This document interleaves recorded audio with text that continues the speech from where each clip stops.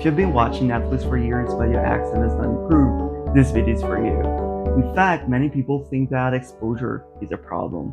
Here in Europe, we usually say that Scandinavian countries, for example, have the best English, and that's true, and they also have a very damn good accent. Maybe not British or American, but they do speak with a very neutral accent and clear accent, and it's very easy to understand for everyone. So exposure actually works, but there are some prerequisites to it. First of all, they watch content from a very young age. Imagine a child watching cartoons and then videos and movies when he grows up. Second of all, everyone speaks with a good accent, so neutral accent has actually become the norm. If you're surrounded with people that have a good accent, of course, you're also gonna be more motivated to speak with a good accent. So you're also gonna speak with a good accent as a result, right? So exposure does play a role, but only if you are watching content since you're a child and living in a community where everyone already speaks good English. And this is different in other countries like, let's say, India. In India, if you don't have that Indian accent, you're probably gonna be seen as a weirdo or someone very unconventional, and because everyone is supposed to speak with an Indian accent.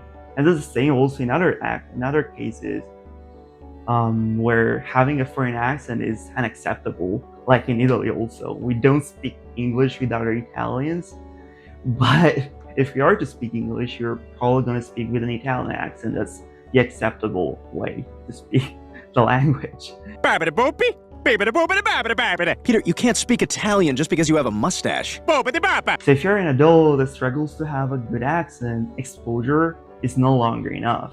If I started watching Netflix today for the next 365 days, my accent wouldn't probably improve either.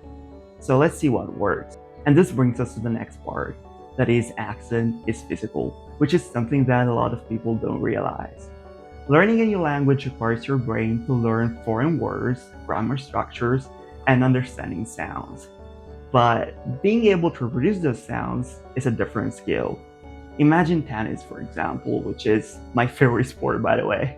If you're watching tennis on TV, of course you're gonna learn the rules of the game, the tactics, and you're gonna be up to date with the news, but you're not really gonna understand how to execute a forehand or a backhand, how to serve.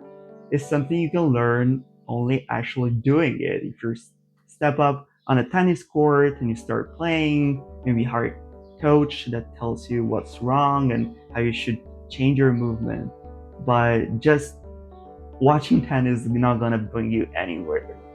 And that's the same with the accent. You need to pronounce the words, you need to actually train yourself and put in practice what you learn. You cannot just passively consume content and expect your accent to improve. That's very important. So accent is physical. Like any sport, you need to play it. You need to train your muscles if you want to improve. And here comes the uncomfortable truth: recording yourself. This is something that most people don't do, and that's expected. Like, most of us hate the sound of our voice. According to some stats, over 58% of people hate the sound of their voice. That's crazy. And that's also expected because we're not used to it. Hearing ourselves when we speak is different from listening to a recording. That's completely different. It changes the perspective, and this is something we're not used to. It's not because we have a bad accent or we sound bad even in our own native language. It's just that we're not used to it. Our brain sees that as unfamiliar. It is similar to seeing yourself in photos or videos for the first time. It feels strange. But the truth is that eventually you'll get used to it. And as many things in life, the things that feel more uncomfortable are the things that you actually have to do to make an improvement.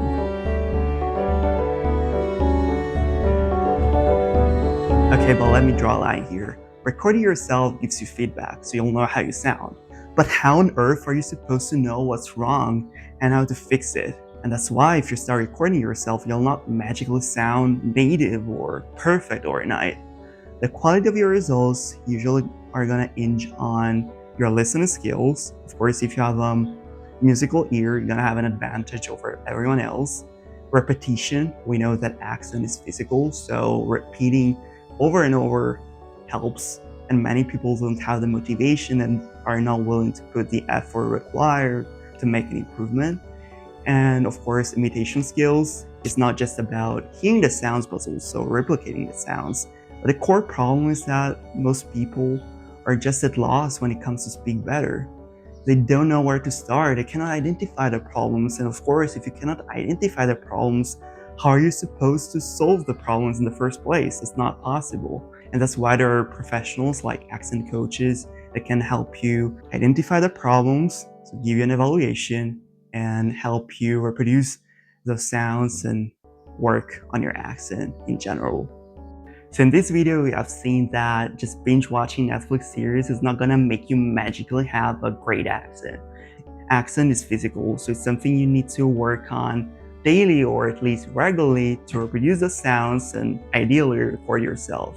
So in the next video, I'll show you how you can integrate accent development in your own language learning routine. So make sure you don't miss the next one. I'll see you there.